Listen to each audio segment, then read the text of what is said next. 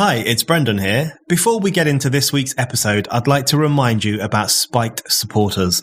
Spiked Supporters is our thriving community of people who donate to Spiked. Anyone who gives £5 or more a month or £50 or more a year can become a Spiked supporter and get access to a number of exciting perks. Spiked supporters can comment on articles, get free and discounted tickets to events, get a discount on all items in our shop, and bookmark articles as you browse. This is all our way of saying thank you to all of you who fund our work. Spiked is completely free, and yet you still hand over your hard-earned cash to make sure that anyone, anywhere can read us. We're really grateful for that. If you don't give to Spiked yet, now is the perfect time to start. Just go to spiked-online.com/supporters to set up your donation and your Spiked supporters account. That's spiked-online.com/supporters. Now, on with the show. You've had these real encroachments into personal liberty, some of which we may get returned, but I suspect a lot of which we won't. So this is the real long-term worry. And what we have to do, those of us who believe that freedom is a very good thing, it's something we used to send, people to die for overseas, we have to have a good, hard look at everything we surrendered in this time, because some of it seems normal now, and wind it back and insist we wind it back, because otherwise, we're just to move a little bit closer to tyranny. Hello and welcome to the Brendan O'Neill Show with me, Brendan O'Neill. This is a podcast in which an esteemed guest joins me to talk about the big ideas, the bad ideas, the problems and the controversies of life in the early 21st century. In this episode, I am delighted to be joined by Nick Cater. Nick is a British-born Australian journalist and author. He has lived in Australia since 1988 and has worked across the media there, including as deputy editor of the Sunday Telegraph and editor of the Weekend Australian. He is a columnist for The Australian, and he is also executive director of the think tank the Menzies Research Centre. He hosts the centre's brilliant Water Cooler podcast. Nick wrote about his love affair with Australia in his 2013 book, The Lucky Culture and the Rise of an Australian Ruling Class. So, Nick, let's talk about Australia, because I remember in 2020, people in the UK, we were constantly being told that Australia and New Zealand got COVID right. They locked down their borders very early on. They took the disease very seriously. They said that no level of infection or death would be acceptable to them, while us lot in Britain and other parts of the world were doing it horribly wrong. We were all going to die. We were going to suffer for years and years and years. And now you fast forward 18 months, and it's an extraordinary situation because in Britain, freedom has pretty much returned. We can do anything we like, apart from traveling abroad, which is still complicated.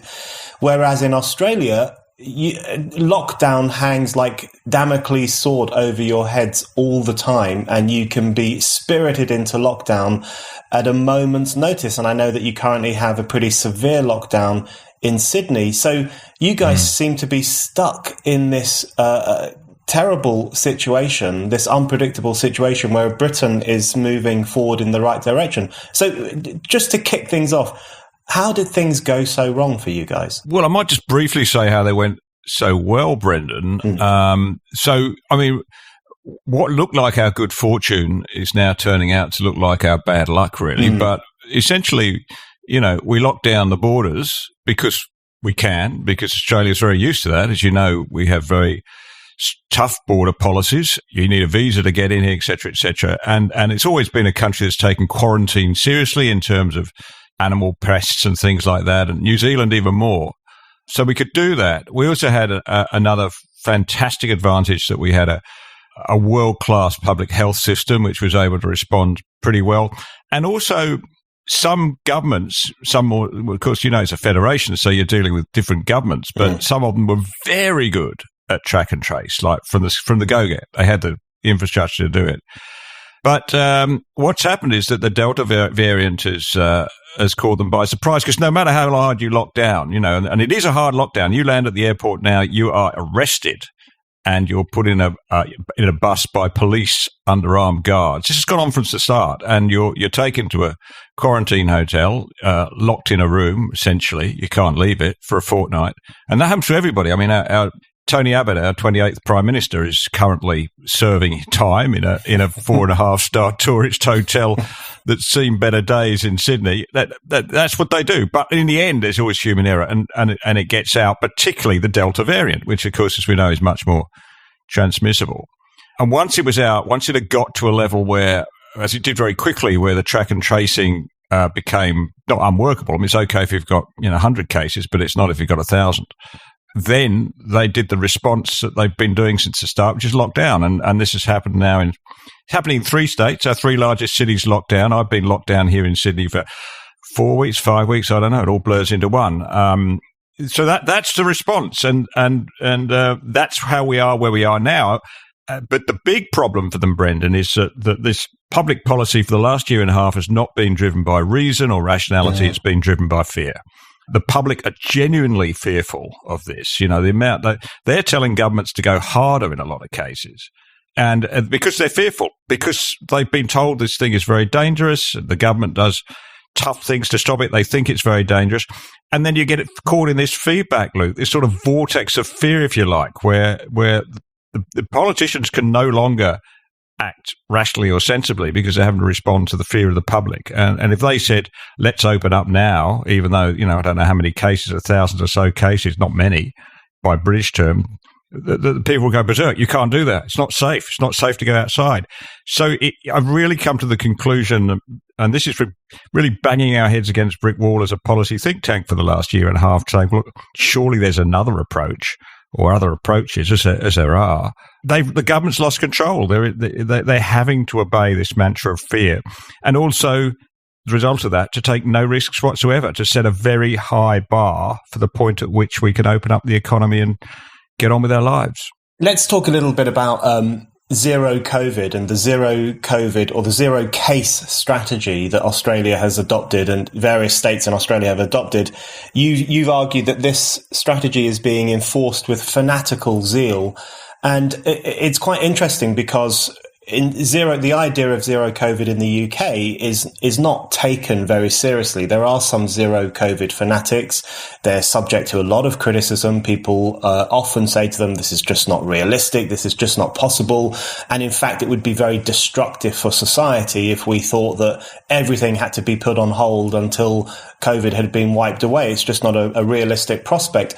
How much do you think that the ideology of zero COVID, the fanatical embrace of this idea that you can protect yourself forever from being infected by COVID, how much do you think that's damaging Australia and leading it down this path? Or do you think zero COVID is something Australia can do because of its isolation? Well, of course it can't do it. But look, I mean, let's be fair, Brendan. Zero COVID has never been official government policy in Australia. But there have been some premiers, and certainly going over to New Zealand to think about us as a little isolated block down here in New Zealand, the Prime Minister Jacinta Ardern, had a little celebration when they got to zero cases, because that was clearly her strategy. It was not here, but it has been of some of the chief health officers who have tremendous power and tremendous influence. But it's become that by default. And I think this reflects on the broader culture of our times, Brendan, not just in Australia, but in the Western world, this aversion to risk, right? Mm-hmm. This sort of, nobody's prepared to put up the slightest amount of risk. And if there is the slightest amount of risk, then the government has to deal with it. That's where people are at. So we're in this sort of, every granny's life is sacred sort of zone. We're not able to make health choices or public policy health choices as we normally would, which is looking at the cost of a life and assessing where your resources go. From the very beginning, we weren't allowed to make that calculation. So we weren't allowed to say, for instance, that somebody who's 75 who passes away, look, it's a terrible tragedy, but they've lived a good life. And it's a lot. I mean, people say this is a callous way of looking at it, but you and I know. I went to 2 funerals last year. One was of a kid in his early 30s who'd committed suicide. One was of a fantastic old bloke who passed away at 90, a great friend. Which do you think people were most shocked and grieving and upset? It's common sense, but we have never been able to make those arguments. It's always been the case that every death has to be avoided, and no expense should be spared in avoiding it. I want to push a little bit further on this idea of Australia being separate from the world and how long that can last and what can be done about the culture of fear in order to make people realize that it cannot last. Because what's been talked about by numerous experts now, including in the UK, is that even vaccination is wonderful. It obviously breaks the link between infection and death. It's estimated that the vaccination program in the UK has prevented around 70,000 deaths or thereabouts. This is an extraordinary success, but it doesn't stop the Delta variant in particular from spreading. Lots of experts are now saying most people in the world at some point will be infected with COVID in some way, that it will spread. It will hopefully be mild in the vast majority of people. In some people, it will be less mild, but it's going to spread. So Australia is at some point, isn't it? It's going to get COVID-19. It's going to spread. That's part of the way in which this disease will work. And do you think that Australia is prepared for that possibility, that even if it does successfully roll out the vaccine and does vaccinate the entire population, which we hope it does, and sooner rather than later, even then, when it opens up, this is going to happen at some level? Well, it's happening. It's happening already in real terms, and nobody can do anything about it. I mean, when this lockdown started, 5 weeks ago, we'd read a lot of the material coming out of Public Health England in particular, fantastic reports. I mean, the reports and reporting and the openness of the reporting that comes out of the British health authorities is a credit to them. And we go there because there's bigger data and they're much better at providing it than here. But it was quite clear back then, right, that the Delta variant was more infectious by several times. So if you're dealing with a cleverer enemy, if you like, that can jump from human to human much more easily, then your lockdown is going to have to be up to it. Your lockdown tactics to try and keep it out is going to have to be many times more effective.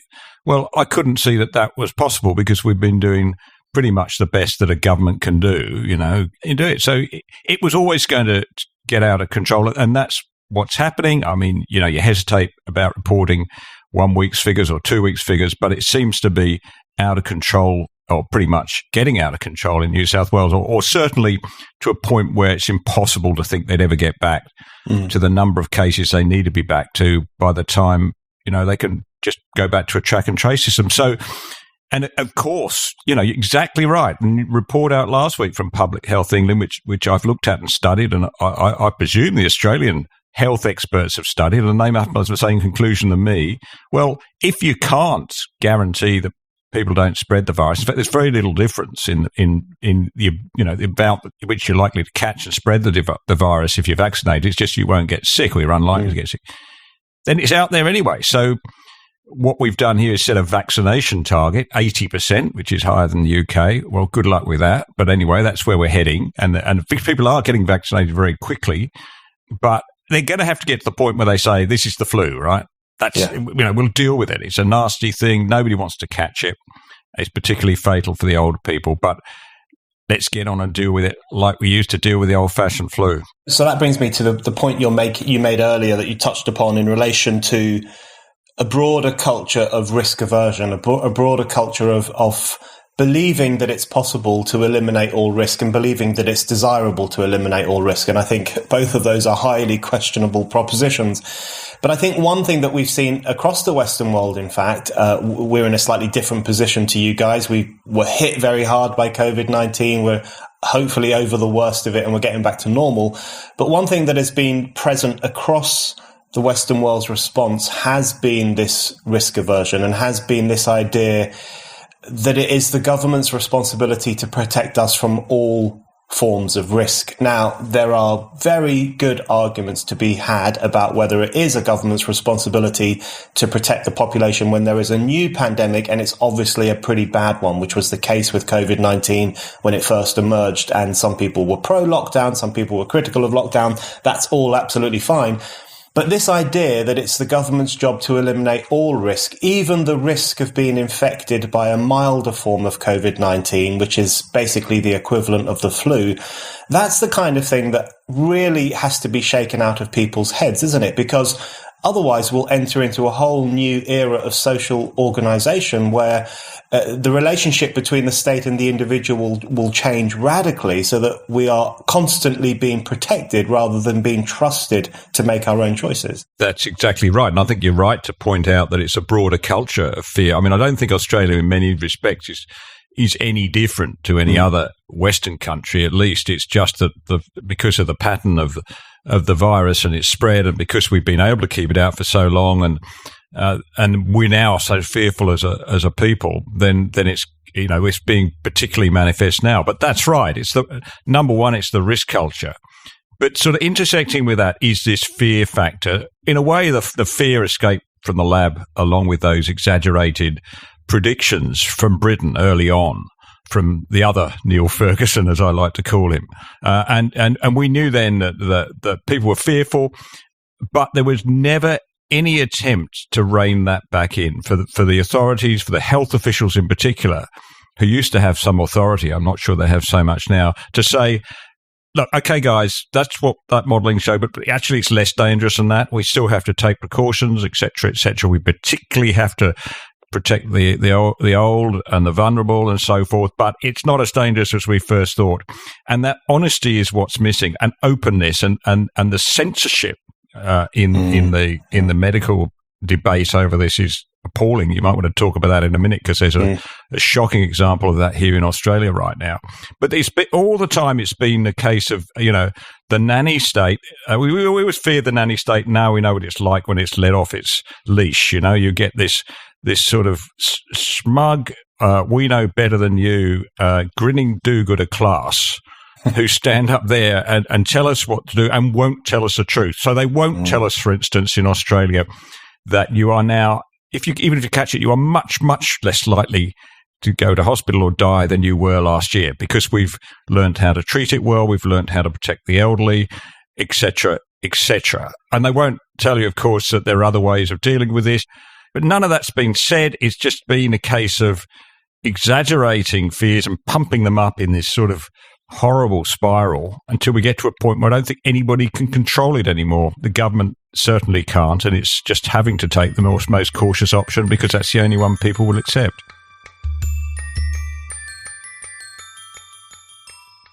Are you looking for the perfect gift for the pro-freedom, anti-woke person in your life? Then look no further than the Spiked shop. You can now get your favourite Spiked slogan on a t-shirt, hoodie, tote bag or mug, including ban nothing, question everything, love Europe, hate the EU, and cancel culture. And if you're a Spike supporter, you get a 15% discount on everything in the shop. Just go to spiked-online.com/shop to browse our items and make your purchases. That's spiked-online.com/shop.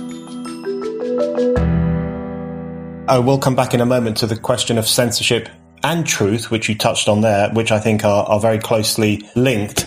But just to stick with the lockdown question for a bit longer. So I wanted to ask you about what the lockdown is like. I mean, firstly, what is the lockdown like where you are at the moment in Sydney? And what impact have lockdowns in Australia had? Because the impact of the lockdowns in the UK, I mean, it will take a long time to really work out what the impacts were. But the obvious impacts were, there was the economic impact, which hit working class people far harder than other classes. There was, of course, the health impact. We still have an extraordinary backlog of illnesses and undetected cancers and other things that went by the wayside when the National Health Service became the National COVID Service. Is it a similar situation in Australia? Are your lockdowns having those kinds of impacts? And is there pushback against those kinds of consequences? Well, not much pushback. There is a bit which I'll tell you about, but you're exactly right. Anybody in Britain would now be able to imagine what lockdown is like here, except, of course, look, we shouldn't complain. I mean, it's winter and it's 20 degrees, right? And you can walk outside, all that. We've got lovely harbour and that. But, of course, there's a terribly selective effect in how it affects people. And some of the poorest, hardest working people are actually the ones who suffer most. They're in temporary jobs or whatever, which they just go. Construction workers, for instance, have just been put off the job here for some reason. I don't know why. And of course, you walk around. I go into the city centre because we have to go into our office. We have a lot of our equipment for podcasts, et cetera, there's reasons why I have to go in, and the place is a ghost town, and you just see, all the little coffee shops closed, and, poor guy in the 7-Eleven across the road, really glad to see me. I'm the only one who's been in all day. So all the things you've seen in London, you've got, and it is just brutal in its effects on a certain kind of business while others thrive, and a certain type of person, usually the people the most vulnerable, who can least take the blow and have least resources to back them up. Whereas, of course, it's been glorious for public servants. It's been glorious for anybody who's worked in office. I mean, I have somebody who works for New South Wales Government, lives in my apartment block. I saw him the other day. He said he hadn't been back to work in 18 months. He's loving it, They're getting paid. Nothing happens to their salary. So I think that is the people who make the decisions have been the ones who've been affected worse. But I don't need to go on about this. It'll be exactly the same in the UK, I'm sure. One thing that I find extraordinary, and I think this is the case in Australia too, is that the left is often at the forefront of cheering on these lockdowns, despite two things in the Australian context. Firstly, your very, very, very strict border controls, which the left used to lose their head about all the time. If Australia enacted any form of border control against illegal immigrants, for example, there would be a complete blow up about that. And of course, the lockdown's impact on the working classes in particular, in terms of job losses or economic downturn, and its favourability towards those of the upper middle classes who can luxuriate at home and in many instances still get paid. Is it a similar dynamic there, where the left is often flag waving for things that are pretty destructive for the kinds of people they're supposed to care about? Yeah, that's very true here. And there is some variation, but and of course we have, three Liberal state governments, that's conservative in your terms, and three Labor, and the New Zealand government's a Labor government. And there is some appreciable difference between, to some extent anyway, but the way they've handled it with, Liberal state governments more sympathetic to individuals and their right to, go out and make a living, being less willing. So, similar to what you've seen in the States, with the difference between, say, Florida and Minnesota or whatever, but not as pronounced. So there has been a difference. But it's definitely in the debate, it is the left that are cheering on and urging harder lockdowns. And I think the reason for that is just simply that they see state control as the way, to run a good society. Whereas if you're on the other side in your thinking, you think individuals, generally left to do the right thing, will do the right thing, and will do it by consent rather than coercion.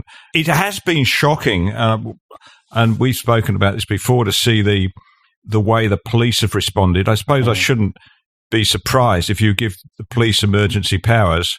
They're not shy in using them, right? So we've had all the same lunacy. There was an incident last year of a woman being arrested in her pajamas in her own kitchen for a Facebook post in Melbourne. That horrendous. The other day, my wife was telling me that the picnic police were going round Lady Macquarie's Chair, which is a beautiful park on the harbour, arresting people for sitting on the grass eating sandwiches. So all the same madness, all the same heavy-handedness, because that's just the police, right? And, no attempt to do it by consent. It's all by coercion. And that's frightening in a way. I mean, I don't think it'll last. We're not that kind of country. But you get a glimpse, don't you, of how a totalitarian government gets installed.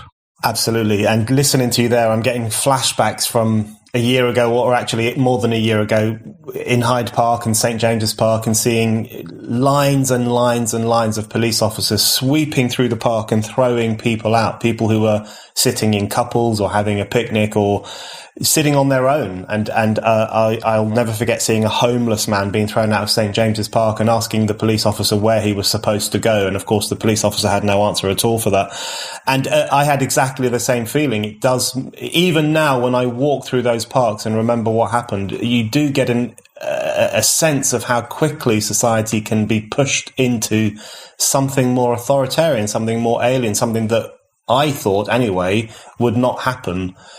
So just in relation to that, one more thing before we come on to the censorship question, something that you guys have, which we didn't have, you have the army now playing a role, actual soldiers playing a role in relation to lockdown. Can you just explain to us, what is that about? Because that seems pretty extraordinary. Look, it does, and it's something that sort of chills you a bit. But, once again, I mean, the great thing about countries like Britain and Australia is we have such strong liberal institutions that are in place, and no one has total power, that there are always checks and balances. So I have to say with the army, they've been brought in largely to assist the police where the police run out. They have no powers of arrest or anything like that. They simply go around and, they might have a roadblock to check you're not going outside the area, but they can't do anything with you. So they're generally standing there with police, and the police will step in if they think one of these terrible crimes has been committed.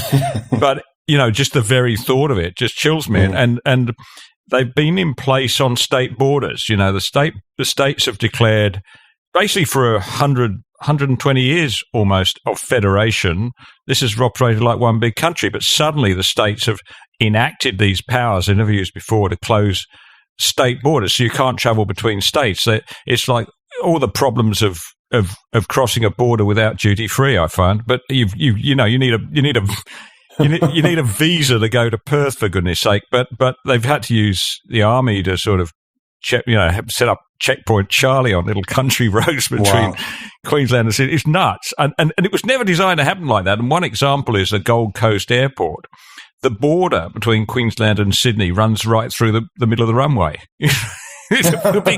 Because we were never supposed to do this. We've had towns, one side of the street is New South Wales, one's Queensland, a border checkpoint down the middle. It is extraordinary, but it's also the stupidity of bureaucracy, isn't it, Brendan? You would have seen it there when they're asked to do something that wasn't supposed to happen, and they do it with tremendous enthusiasm, but tremendously badly. And you get glimpses of what you learned about the old Soviet Union, where you get a factory that would just produce left boots for a year and then realise they had a problem. Right, okay. Let's talk about something you've already touched on, which is the censorship question. And I think this has been a problem across a lot of the West over the past 18 months, where not only have we had a pretty serious crisis, but we've also had an attending idea that there are certain things you can say about it and certain things you can't say about it. And I've always held the view that freedom of speech doesn't become less important in a time of crisis, but actually becomes more important, because we need to weigh up everything. We need to have it out. We need to have those discussions. So what's the climate like in relation to Australia? And I particularly want to ask you about Sky News Australia being thrown off YouTube for a period of time, which didn't make much traction here in the UK. I think it should have, because that seems like a pretty extraordinary development. Yeah, and most of the censorship, and certainly the worst of it, has been from Silicon Valley, the tech giants. I mean, my wife, Rebecca Weiser, writes for the Spectator Australia, and has been writing a lot about alternative treatments like ivermectin and so forth, and examining the records and their effectiveness. And she wrote a piece middle of last year, maybe it was September, and suddenly she was removed from Facebook, and I thought I'd post it and see what happened. Sure, my post disappeared too, and I get a little warning. I was extraordinary, because that was just simply it was a very solid piece in the Australian edition of the oldest English magazine in the world, right? It wasn't some weird blog, and that was deemed irresponsible. But in the most recent case, which is really chilling, Sky News Australia, which I should tell your viewers is very different from Sky News UK. It's a very solid, decent news channel that gives you the perspective you don't get elsewhere. So it's very valuable to a lot of people, and it's got a big audience. So YouTube decided that they weren't allowed. They took them down off YouTube for a week because, but I think it was particularly over these questions, interviews about ivermectin largely. And that's a real problem for Sky News Australia, because their business model now is YouTube's a big part of it. They get 3 million views now for some of the stuff they do, which is far bigger than the ABC, but most of that comes through YouTube. So it was appalling to see that happen. I think YouTube reversed it now, but made them take all sorts of stories off. Well, that's incredible. YouTube's deciding what you can and cannot run. It's not the promise of the internet that we imagined 20 years ago, is it? Absolutely not. It isn't. And I think the role that Silicon Valley has played over the past 18 months in some cases has been quite sinister. And one example, of course, is the lab leak theory. the theory, of course, still unproven, that the virus leaked from a laboratory in Wuhan. And for a period of time, if you said that on Facebook or if you said that on other social media platforms, you would have been thrown off, you would have had your content removed, and who knows what would have happened.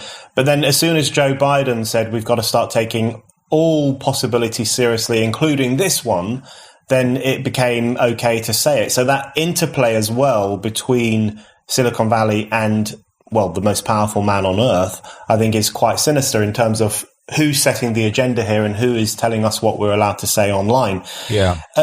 One other thing in relation to the culture of censorship. So there's been the Silicon Valley situation. There's also been other forms of censorship. So there is the state intervention in what people are allowed to say. You mentioned the woman in Australia who was arrested in her pajamas for a Facebook post. And then there is that, of course, there's always that informal censorship, that mob censorship, that pressure on people to go along with the correct way of thinking. And I know that when there was a recent anti-lockdown protest in Australia, in Sydney, I think, there was this extraordinary pushback from Twitter mobs, from the opinion forming set, who were essentially saying, arrest them all, shut them down, lock them up. This really incredibly intolerant response. And what do you think that culture tells us about Australia? Is it a continuation of cancel culture, or is it part of the culture of fear around COVID-19? I'd put it down to fear much more. I mean, first of all, there was a big, it was in Sydney. It was a huge demonstration. There were thousands and thousands of people marching to Town Hall, and it caught police completely by surprise. They didn't think there'd be anything like it, so the police didn't have the resources, etc., etc. And it was ugly. There was a case where, a photo was taken of a bloke who seemed to be punching a police horse, and he was immediately arrested, and I think he's still in prison. But when the video came out, it turned that the police horse was swinging its head, and you've seen all this. Police, in that instance, I have to say the police were struggling because they were outnumbered. The following week, you should have seen it. Like, they expected another demonstration. Basically, the Harbour Bridge was sealed off. You couldn't go across it without passing this checkpoint. There were police cars after police cars. We live quite close to the city, and we could hear these helicopters over. It was just bizarre, but there was no demonstration, so they were wasting their time.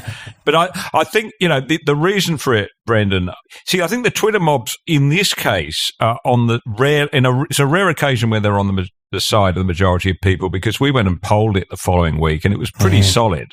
83% of Australians thought the demonstration shouldn't have occurred, that they didn't have a right, or they didn't have a just cause to do it. Only 17% supported them. So it's on the basis of that I've come to the conclusion that while I'm not fearful, and I don't know, a lot of people in my circle are certainly not fearful, I think we're the ones who are out of touch here. The vast majority of Australians are scared out of their wits. Okay, well, that brings me nicely on to the next issue that I want to raise with you, which is the broader question about Australia and what has happened or is happening to Australia and to the Australian spirit. So Australia is your adopted country. You're originally from the UK.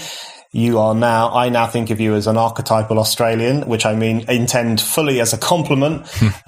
You wrote an incredibly well-received book, The Lucky Culture, a brilliant book about the culture of Australia and the origins of Australia and what the Australian spirit is about, that kind of egalitarian idea, the have a go idea, everyone having a fair go and trusting people really to crack on with life as best as possible. There's been pushback against that culture for a long time, which is what you've been writing about, from a new Australian elite, which is more puritanical, more intolerant, more snobbish, more elitist. But the events of the past 18 months seem to have called into question that culture at an even more profound level. And now you have an Australia that is gripped by a culture of fear. The states are sealing themselves off from each other. You have the army on certain parts of your city. What has happened to this country that you embraced so readily a few decades ago, and does it worry you for the future? This is the question I'm wrestling with in my head and have been ever since this started, Brendan, because I came here thinking it was a a free and easy country where you didn't need permission to do anything. You just got on and did it, and you had a go. You had to have a go. That's the rule here. You have to have a go. If you don't have a go, then you're a bludger, and you should have a go. All that's what I love about this place, and I wrote about it at length. I won't go into it now, but if people want to read my love poem to Australia, it is The Lucky Culture. And I love the country, right? I always have. And so I'm having to reconcile that with the fact that there are this nasty aspect to it, or really the way it's reacted in the last 18 months, it seems out of sync with that. But and it doesn't look like the country of Crocodile Dundee anymore, does it? But then Crocodile Dundee is an interesting character. The only time he actually punches somebody is when somebody swears at a woman. So in the end, he was a conservative upholder of values who stood by the community and was going to be a good citizen. And I think that's what we're seeing now. I think most people in their own way want to be good citizens. And a lot of this is them saying, well, let's get out of this quickly. Let's just all do the right thing, get vaccinated, stop those idiots wandering around with no masks. And so I think that at the community level, it's that. But that's kind of gelled with this elite who just want to control everything and think everybody is stupid. So unfortunately, this is where the desires of the community just to get through this, do things properly, be decent citizens, have actually played into the hands of the dictators of woke. And that's why I find myself in a minority of 17% on this, judging by the polls.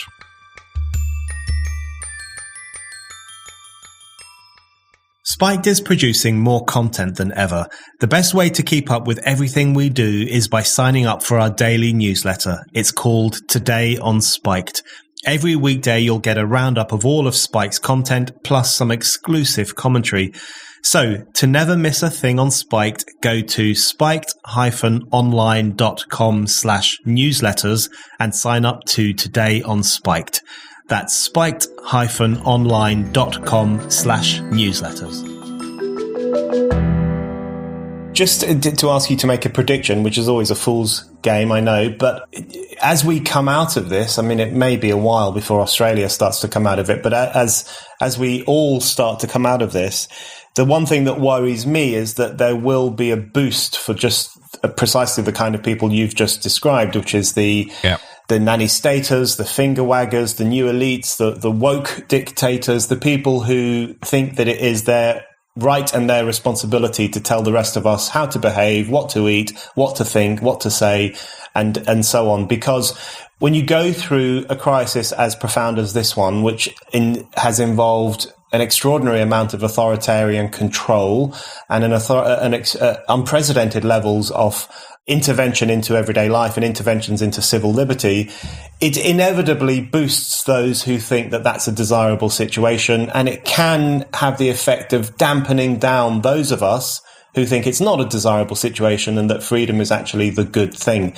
So as we come out of this, are you concerned that the kind of elites that you've been writing about in Australia and we've been writing about in the UK, they will be emboldened and we'll have a real struggle on our hands to recover some of those decent values of old? Yeah, I think they will. I would say I think that the forces of freedom, or the pro-freedom, pro-liberty crowd here is much stronger than sometimes even they think. Yeah. We're certainly much better off than New Zealand, where there's basically no dissent in any newspaper or any reasonable size online site to the ultra woke Jacinda Ardern.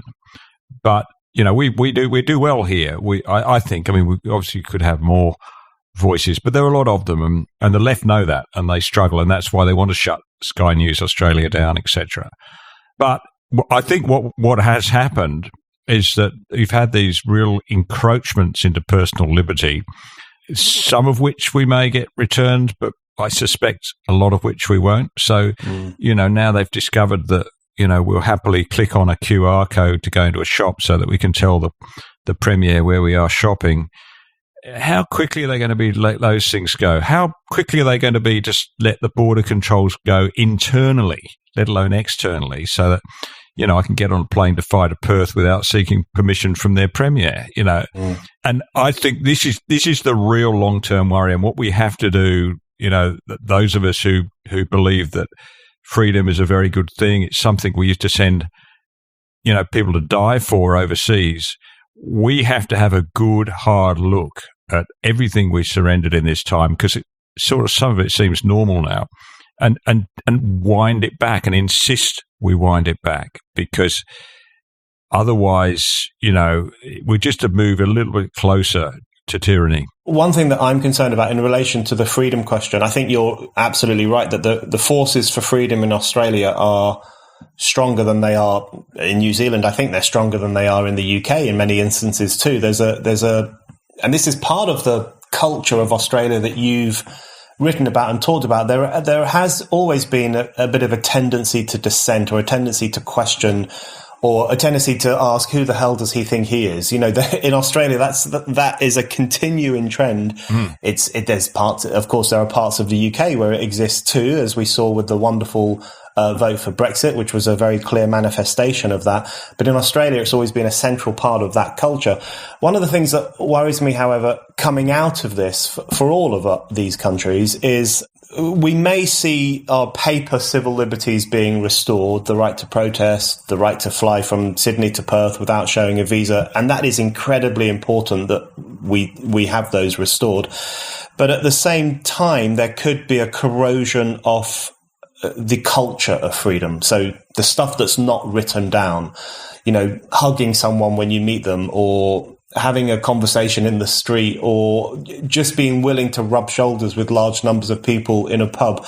Are you worried that even if the laws against civil liberties are reversed and that stuff comes back to us, that the intense culture of fear of the past 18 months might lead to a situation where we become more atomized from each other and less willing to engage, and where we might lack the self-confidence to be free citizens? Yeah, well, I think atomization has been a big consequence of this and will be. So we're doing more online, and we know the problem with doing stuff online now. We're in silos, so we don't, So I think, and we've noticed this, it's like, the left does things now, which I sort of scratch my head and say, what? Well, it just comes out of left field, because I haven't seen the conversation that's led up to it. And no doubt it's the same if you're on the other perspective. So that's a big problem for our civil society. And I think there's going to be, I'm not an expert in psychology, but there's going to be a lot of problems. We know that teenagers, for instance, were increasingly interacting with one another online, and that was leading to all sorts of issues. Well, that's been entrenched. We're probably going to be more suspicious of people coming out, although I think we might get over that quickly. So there's all sorts of long-term worrying consequences, and many of them are that much worse because we've pursued this extreme social distancing policy and these lockdowns, and the police too. That, of course, they've grown in powers, and are they going to relinquish them? Governments think they can do a lot more than they used to be able to do, and are they going to relinquish those powers? Probably not. So we've got a lot of work to do just regaining the ground we've lost, let alone, pushing forward to a more free and open and better Australia. Absolutely. Okay, I want to come on to one more issue, which is related to the culture of fear that we've been talking about, which is the issue of climate change. You and I share a skepticism towards the climate change alarmists who are in the ascendant at the moment. There's a new IPCC report, Code Red for Humanity, Climate Armageddon, Hell on Earth is coming, according to one Oxford professor. So we can all look forward to that. You've written a lot about this over the years. You've described the climate alarmists as being attached to a dialectic of catastrophe. And so their idea is not merely that the world will become less perfect if it warms up a little bit, but that there will be no world at all. So there really is this catastrophic apocalyptic vision. How bad is that in Australia at the moment? Or are you guys still so into the COVID stuff that it hasn't hit you in quite the way it is over here at the moment? Oh, it's coming. And of course, we sort of kicked up the last couple of days with the IPCC report. I guess where I've come to look at this, Brendan, the divide in this debate is not, as some people say, between this small bunch of climate deniers and the rest. Actually, when you do the numbers on this, you do polling, what you find is the divide is between 75 to 80% who either don't want us to do anything or are prepared to say, well, we'll do, our international commitments and we'll do them in the cheapest way possible. So we look for the cheapest way to reduce emissions. We won't just go, crazy over something very expensive like windmills. Most people are in that sensible camp. Then you find about 20, 25% perhaps who think they're in the catastrophist zone. We have to do everything possible. It's the Greta Thunberg school of thought, right? If it is thinking, I don't know that it is. It's more panic. So that's where I think, if we remember, that's where the debate is. And I don't get hung up over the science of it. I am calling it the science. Science doesn't work like that. But for me, it's a question of how we respond to what there is a consensus about, and there is a consensus about climate change, whether we respond to it in a panicked way, in a sort of headless chook response, or whether we go about it in a rational way. And I think where we're at is there's a danger that the fear factor there is going to do exactly what it's done with COVID-19 and end up driving the politics and the policy, whether we want it or not. Absolutely. And the consequences of that would be pretty dire, not only for people in Australia and the UK, but for people around the world. I mean, this idea that we need to slow down economic growth or reverse economic growth and forget about industrialization and stop digging for coal and stop doing all these things, the impact that would have on the developing world in particular, but also on working people's lives, would be extraordinary. So once again, there is that sense of just an incredibly distant, aloof elite who are saying, well, let's do this and let's do this, otherwise we'll all burn to death, with no sense of what's the rational course of action, what's the sensible course of action. And of course, in Australia, this has been a discussion for a long time. Australia is often looked upon by Western Greens as one of the great sinners of the climate change era, not least because Australia remains a country where lots of people dig for coal, dig for natural resources, make a good living from it, provide a lot of those resources to other parts of the world. So there's always been that kind of view of Australia, hasn't there, as this kind of, the climate change bad boy. Yeah, and it's nuts because, number one point to recognise is that Australia's never been a really heavily industrialised country, right? So we weren't able to do what most of the other OECD countries were able to do, which was just to outsource all our heavy industry to China, let them wear the emissions, and we could be clean as anything and feel very good about it. We didn't have Margaret Thatcher, who had a problem with the coal miners, who shut that down. So we didn't have that big lift. But if you take that out of it, and this, people are amazed at this when you tell them, and they look at you as if they don't believe you. But Australia has reduced its carbon footprint per person more than Germany, more than Canada, certainly more than New Zealand. We have gone closer to beating. In fact, we beat and exceeded our Kyoto targets. We're going to beat and succeed and exceed our Paris targets. We have I could go on and on. We've got the largest penetration of solar, rooftop solar in the world. Go on and on. But once again, climate, and I suppose this is a lesson of COVID. It's like climate in miniature, a debate driven by sentiment, not facts, not reason.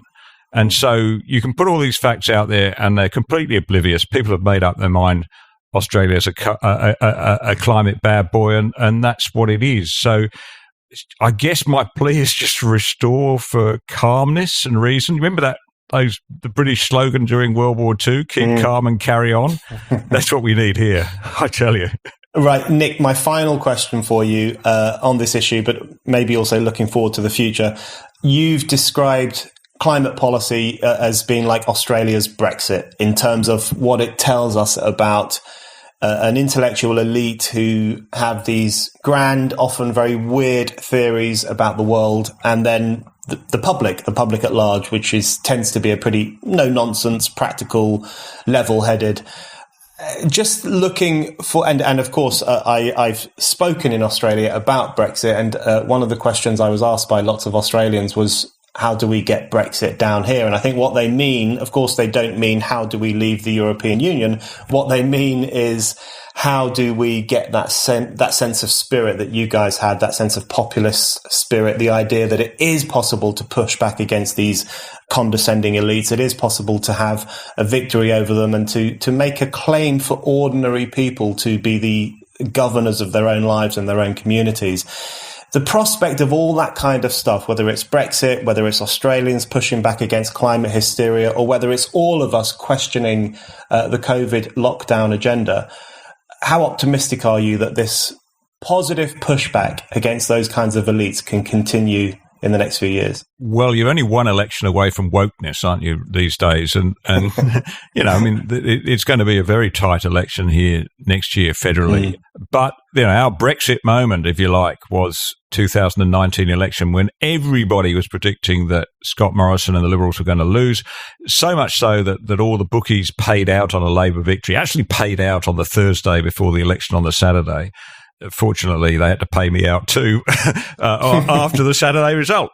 But that climate was the factor, in my opinion, there. Labour had gone, you know, towards the Greens with a massive climate target, and they were put under pressure to explain what this would mean in jobs, what it would mean for the coal mining industry in Queensland. And they lost massive, you know, they won, you know, a couple of little inner city seats, you know, good on them, but they lost massively across Queensland, regional New South Wales and Western Australia, where people's jobs depend on these industries. But how ironic that the Labor Party, the party of the workers, sided with the cause that was trying to destroy jobs, and the Liberal Party, which is supposed to be, you know, the uncaring, unsympathetic country, the part of the Labor. So what we have here is exactly what's happening in the UK, right, with Boris and his red wall. Exactly the same. That Labor is losing working people, and that in the end is what is going to be their big challenge in getting back into power. Nick Hayter, thank you very much. Thank you, Brendan.